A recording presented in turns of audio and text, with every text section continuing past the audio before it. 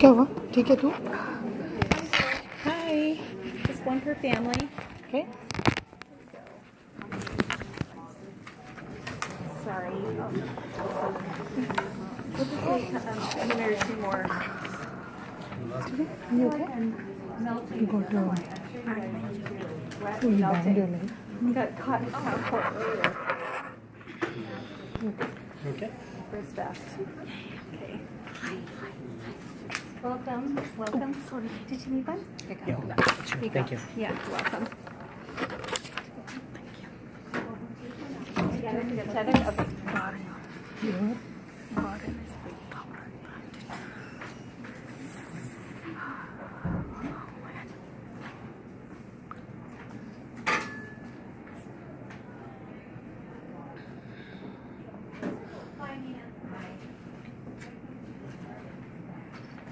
My knees are giving Okay.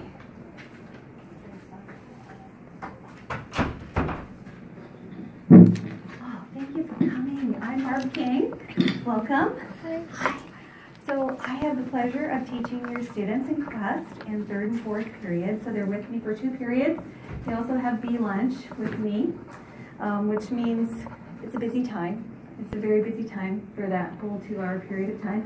Just want to make sure that you know my email address is speaking@lwsd.org. This information and this PowerPoint will be on PowerSchool on the welcome page. So you can always, and also my office hours are there too. So before school, if ever you'd like to get together before school or after school is great. I'm usually here at 7:30 in the morning and 2:30 to 3:30 in the afternoon, except for Wednesdays. I'm in meetings on Wednesday afternoons with my partners at the other schools. So just want to let you know. All right, everyone, this is now the beginning of 3rd period. Thank you. I have to talk fast because we want to go through. So just a little bit about me. This is my 2nd career. I've been teaching for 11 years. I used to be in banking, a couple degrees, communication, speech communication, master's in business, and then I went back to school after doing banking for a number of years. I used to work on Fridays with students in the classroom as part of community service. We were developing our customer base and loved working with students more than I did banking, so I went back to school in my 40s and got my teaching certificate, and I have taught ELL and special ed. I've taught Quest for 3 years, and I did my internship in Quest. I worked with an amazing mentor here in the Lake Washington district, so this is actually officially my 12th year in the district, so very excited about that. So just want to share with you, our motto is Eagle Pride, and pride stands for positivity, responsibility, integrity, determination, and empathy. And we really emphasize all of those life skills here as part of our Quest program. We really expect students to work together in a positive manner and work through conflict. I work with them a lot on how to work in groups and collaborate well with each other. I have a lot of empathy. 6th grade is one of the most difficult years in your child's life. They physically change, they mentally change into teenagers. Sometimes you wonder what happened to my child. It's a different time. It actually happens to be my favorite time. It was my favorite time when I was young, which is why I wanted to teach 6th grade. I've also taught 4th grade and 7th grade, but this is my favorite grade. And so I'm lucky enough to have landed in what I like to do the best. But give your child some patience. You're going to see a lot. You might even see some meltdowns this year. It's just part of the process of what they're going through. They've gone from, in some cases, your student may have had a teacher for 2 years in a row. Some of the students in here are brand new to Quest. We have 18 students out of my 56 that are new to full-time Quest. And that's important to know because the students are jumping, really jumping. So we've got quite a range of skills going on in the classroom right now. And as we start working together, the students really don't know. They don't know. It just, as we work together and we work together and we work together, we're all working to achieve 7th grade standards in English and 6th grade standards in social studies. But all of the writing that they will be doing, we'll be looking at it through the lens of that higher grade. And so that's important to know because that is a big challenge. Now there's just a few little tweaks between 5th, 6th, and 7th grade. So for some of them it may take a little while. Some adapt very quickly. So we just don't know. I've just given a reading diagnostic. I'm analyzing that, and I've got students who range in skills almost 6, 7 grade spans. I've got some students who are reading college level or 11th and 12th grade, and I've got some who are reading at 6th grade.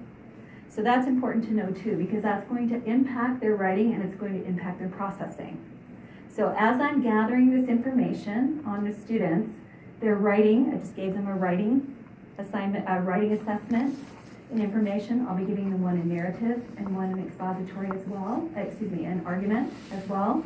Some students, when I said, who's done argument before? Three people raised their hand in one class, and 3/4 of the people raised their hand in the other class. So you can see that there's such a range going on. Our goal is to get everybody there, okay, and provide challenge to students who are already there, and to provide more challenge to ones who are coming there.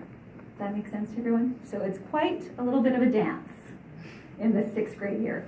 The 7th grade teacher and the 8th grade teacher for Quest are in the next 2 rooms. They emphasize writing just as much as we do in here. In the past, in the Quest program, something we have noticed is we have students coming from 5, 6, 7 elementaries, and some students who are coming from out of state, and some who are coming from even different countries that are brand new to our program. And so you can just imagine that their writing and the teaching of their writing can be quite different. So we really work well together, the 3 of us, to align them, to prepare them for high school and beyond. So this is a good place to be for this coming year. So big goal, I want every student in here to succeed and to feel. One of the things that we were very proud of at the end of the year, I had the students write a reflection last year. What was the #1 thing that you felt benefited you from your 6th grade? And pretty much across the board, they all wrote they felt they were better writers. And part of becoming a better writer is writing. So we start every block off with what we call a bell ringer. And we'll have anywhere from 2 to 4 bell ringers a week, where they'll just have a prompt. And for 15 minutes, they do nothing but write about that prompt. And then they pick one of them to complete and to work through for the end of the week. So it's really a choice project. It could be something that's a narrative. It could be an argument. It could be an expository piece. They get to pick. But for that first 15 minutes, they have to work on developing their fluency and their creativity. And that really is going after that, getting over that fear of writing for some students who have. For students who love to write, it's the best time of the day for them. They love it. So, and that's just to get them thinking about writing. So what do we have to do to get them to that 7th grade standard? There are 44 standards altogether. They are broken out into literature, reading for information, writing, and their language/style, which means conventions and grammar. And speaking and listening. Speaking and listening, we kind of chuckle when we look at our SBA scores, because every single year, our writing and our reading seem to be stronger, and we get them stronger, but our speaking and listening is like, what's going on here? Speaking and listening is something that we work on so much, because students can look at a PowerPoint, they can read something. Reading and math are the #1 things that students in Quest are really strong in. So they can read those things, but when it comes to speaking and listening or providing additional information, it's what they're missing, because they're not listening as well. And that is pretty universal amongst all 3 grades. That's something we've been noticing as we've been looking at our trend. So we're going to be listening to some podcasts, having the students respond to some of the reading. We've always had them listen to book on tape, but that's different than listening to some of the podcasts for details, because then some students will go home and read the book, right? So we're going to be working on some of those skills this year. There's no way that we can work on 44. It just is an impossibility to work for mastery on 44 skills. That's what the state is wanting us to do. There are 10 that we primarily work on, which is the reading for literature, reading information, nonfiction, working on writing, expository, argument, a narrative, and then the language conventions and the speaking and the listening. And so we have been able to hit all of our targets with our students in Quest, and the students have excelled when it comes to those state tests. It's not a given. It's an advancement every year. So if your student was a level 4 in 5th grade, level 4 in 6th grade is much more difficult on the SBA. And this year in the district as a whole, the scores for SBA went down, but Evergreen Middle School was still top, and all of the Quest students hit their targets. So you have to know that we are moving them in the direction that they need to be moved in. And if I'm calling you and I'm concerned that your student isn't turning work in, or I'm starting to see them slide in school, I want us to get together, either through email or in person, and make a plan for your student, so that we don't want anybody to slide. We want them to feel successful. So, reading selections. These are just some samples of books that we have done as whole class before. They may or may not be the ones that we're doing this year. It depends on what the students have read. I do a student inventory. It's just to kind of give you an idea. Schooled is probably one we will do, because all of the 6th grade, there's like a 6th grade book that all 6th graders do, whether you're in general ed or Quest, just the same thing as they do in 7th or 8th. And that one is particularly strong because the main theme is how to overcome bullying. And that's just a very good lesson for 6th graders. It gives them lots of strategies to talk about with bullying, and we do lots of exercises around that so that the students, and we've had students after we've gone through school who've said, you know, hey, I had this relationship with a student in elementary school, and it seems to be still going on, and we help them work through it with administration. So you just never know. But the other 3 books may or may not be ones that we work on. It just depends on where we are going with the students. What I can tell you is that the books that the students will be reading as a whole class are approved by the Instructional Materials Committee. That means that every student in the class can read the book, and that means every student in the class, it's been reviewed by a panel of people, and they've taken a look at a variety of criteria. All right, everyone, that is the end of 3rd period. It is time to start moving to 4th period. We're just going to continue. Anyway, one of the projects I had my students do last year is they took a book. We went on a very diverse website where students could self-select a book that they wanted to. And we took the Instructional Material Committee criteria, and each student evaluated their book based on the 6 levels of criteria that the Instructional Materials Committee is looking for, and they argued a for or against their book to be approved for the whole grade. And I'm actually presenting some of those this fall to the Instructional Materials Committee based on what the students did. So it was a very powerful project. This is a Quest project. This is not a general ed project.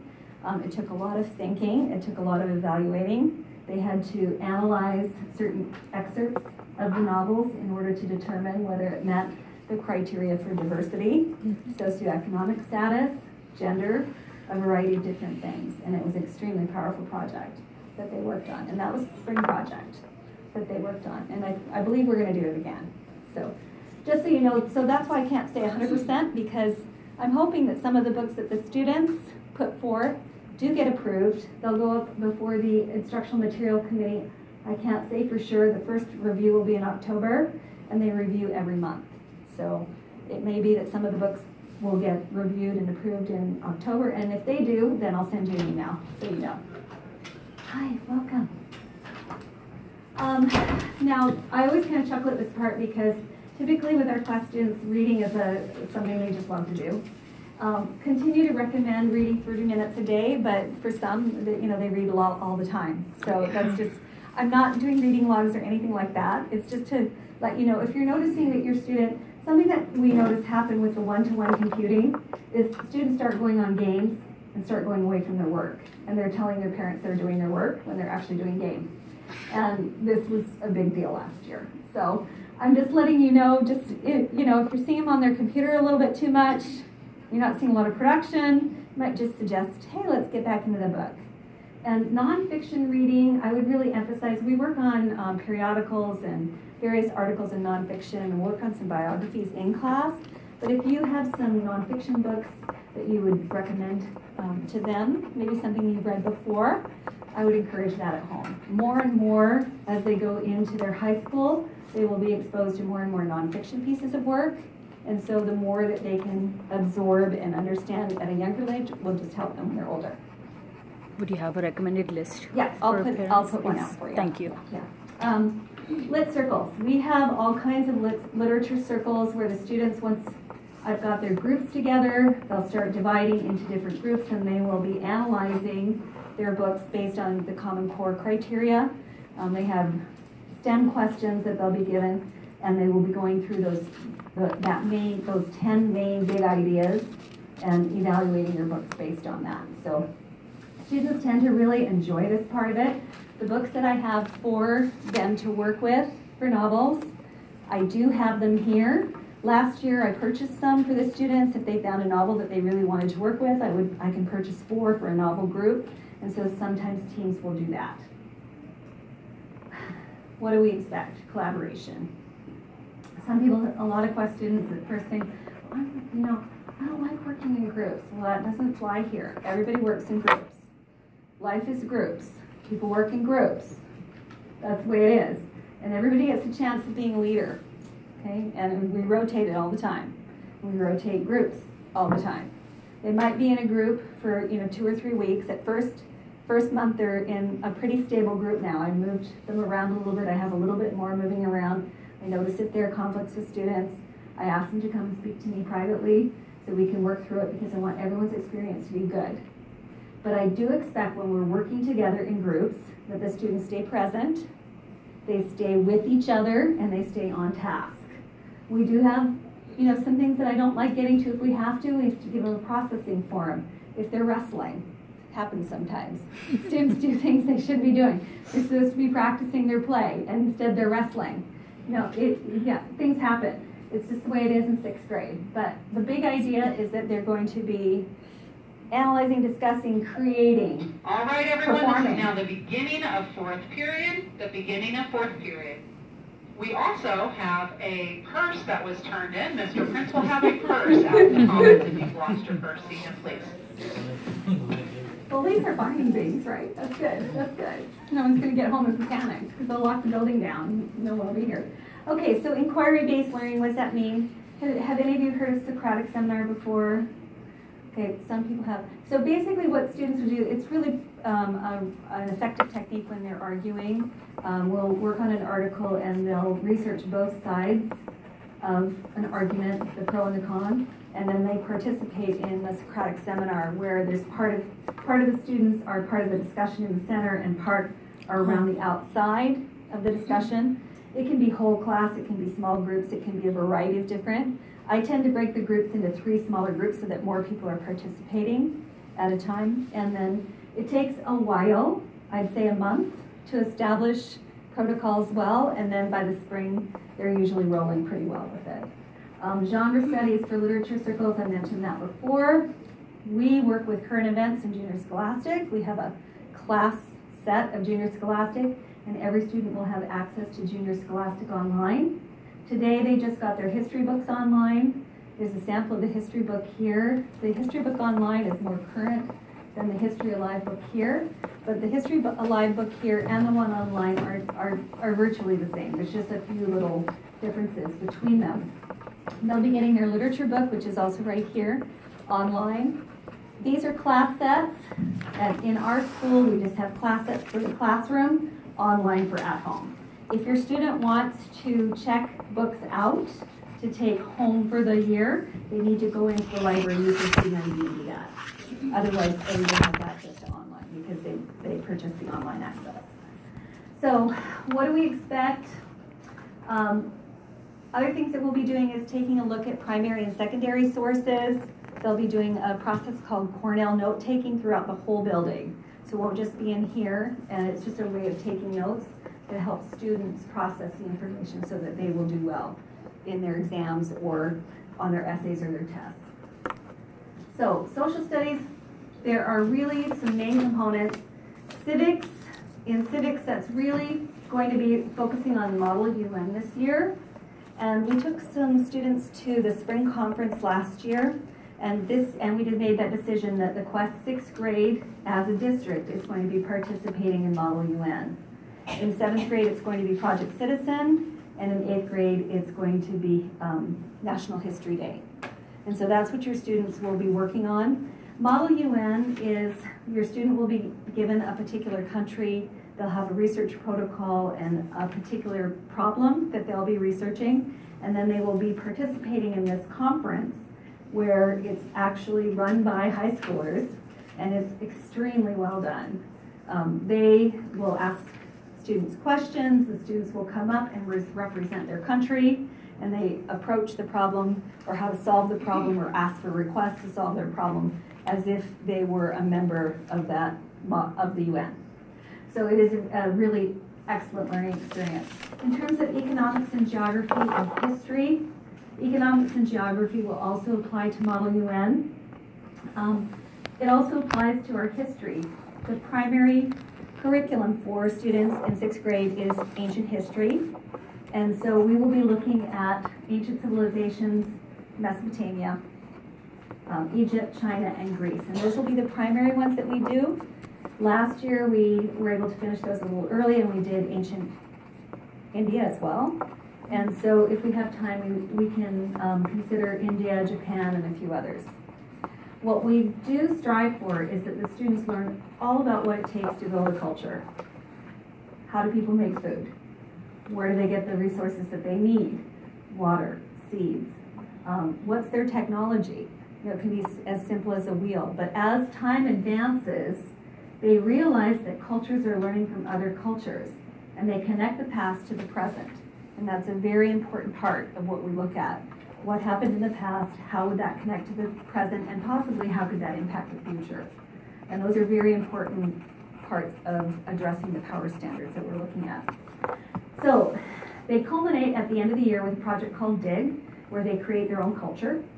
And they're on with teams, and they design all of the components that go into their culture. They can be language. They can come up with a creative language. How they're trading, what they're trading, why they're trading, where they're living, all of those different things. And they decide that as a group, and then they present it. And that's done in June, and that seems to be a big highlight for the 6th grade. They like that. Current events is Junior Scholastic. They've already done 2 articles in Junior Scholastic. That helps establish the discussion leader, the protocol, and also personal response through writing. So they've done 2 of those already, and I'll get into the grading in just a minute. It's a big part of it. So, Skyward Grading System. I don't know if you've heard too much about this before. Some of you have students who've probably been middle school, high school. Some, this might be the first time. In elementary school, your student received basically a 4, a 3.5, a 3. Lake Washington converted that in middle school to a percentage. So if your student gets a 4 on a particular graded assignment, it converts to 100%. And that's what you would see in Skyward.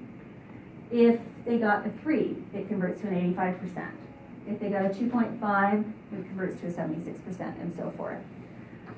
New to our building this year, last year, and actually this is my 6th year in this building, we have never really implemented the 0, no evidence of achievement. And collectively, the building leadership decided we are going to give 0s this year. And that has never been a problem with my Quest classes, or actually never been a problem in class. Even if your student turns in incomplete work, that could still be a 2, but I've never had no evidence of achievement. And even if it's incomplete, sometimes it can take a lot of effort, where the student comes before school, after school, during homework lunch, during our homeroom time. But basically, I hunt your child down to get what I need. That's the way it is. Good. That's the way it is. That just is the way it is. I don't accept them not showing me what they know, because I can't help them. Yeah, I can't help them if I don't see what they're doing, right? Doesn't help. And you'll hear from me. So what you're going to notice is brand new. When we collect work, brand new. We collect work on a daily basis. I collect the essay on, let's say I collect the essay on Tuesday, and I notice 3 of the students didn't turn them in. Immediately a 0 goes into the grade book, and it says missing. That student has 2 weeks to get me the work, and the maximum grade they can get is a 3, because it's been late. The maximum grade they can get is a 3. In order to show above and beyond standard, which is hitting the target, they have to get it in on time.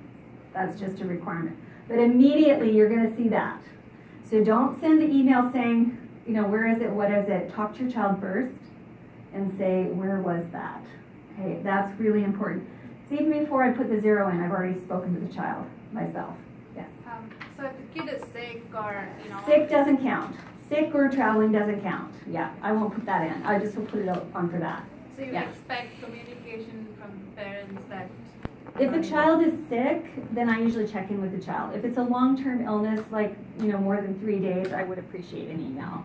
But you don't need to send me a daily email. Like if he or she has a dental appointment or is just feeling sick for the day, you don't need to send me an email for that. You just call into the office. Okay.